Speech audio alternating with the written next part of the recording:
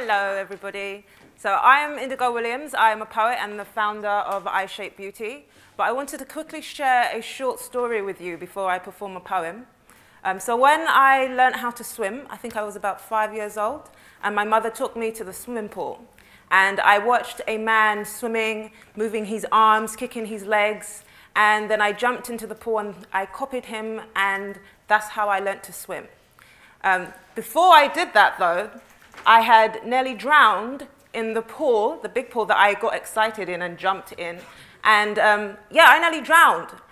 But something that I look back on and I think of now is that it never occurred to me the second time round that I couldn't swim. It never occurred to me that I should be afraid of water. And it didn't occur to me because there was no one there telling me that I couldn't.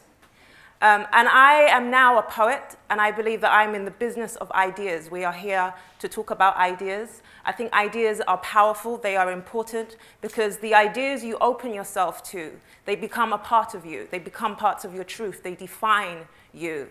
And this blog that I started, or that is now a publication, it's about the importance of understanding or encouraging women in particular to understand how powerful we are in the choices that we accept, in the ideas that we accept, and how they define us.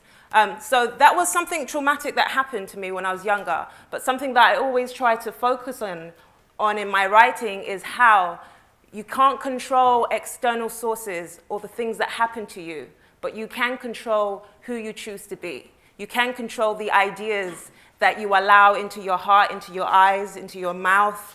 You know, you can control all of those things. And this poem I'm going to perform is called 24, and it's an example of something that happened and an advice that I gave to a friend of mine. After 2 tubs of ice cream, an old friend and I lay sprawled on our backs, fat and satisfied with a bottle of red wine. We laughed as we recalled childhood memories of kiss chase, house parties, and how cool we thought we were when we wore the same outfits. We lost touch for a few years, but nothing changed except our hips and thighs. We are women now. And like our mothers, we know how to laugh even when we're falling apart. Our hearts, our deep closets, we keep the unmentionables. But in a room, amber with the glow of tea lights, we shared our secrets. I told her about the time a guy I didn't know tried to follow me home, and she told me about the uncle that visited her home. She made another joke, but this time it wasn't funny.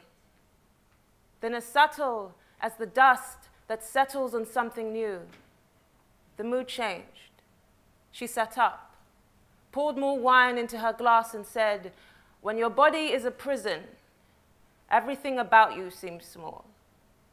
I'm a woman now, and I know that shame isn't mine to keep, but what do you do with the hurt and the anger?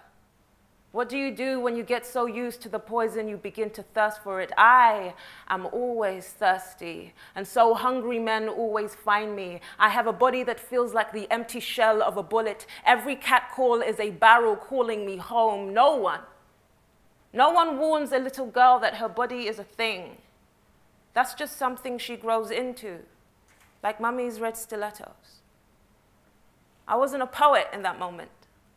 What comfort are words to a woman on fire? So I hugged her, pressed my ears to her chest, and listened to her heart cry out like the voices of buried bones. "Sister, how long have you kept your body a memorial to the past? When you called your life an archive of loss, a crow in an empty field, the shape of no returns, what was I meant to say in reply? Every word fell to the ground. I was hushed by the sight of you, swollen with the saddest lines. There is an ache in my throat.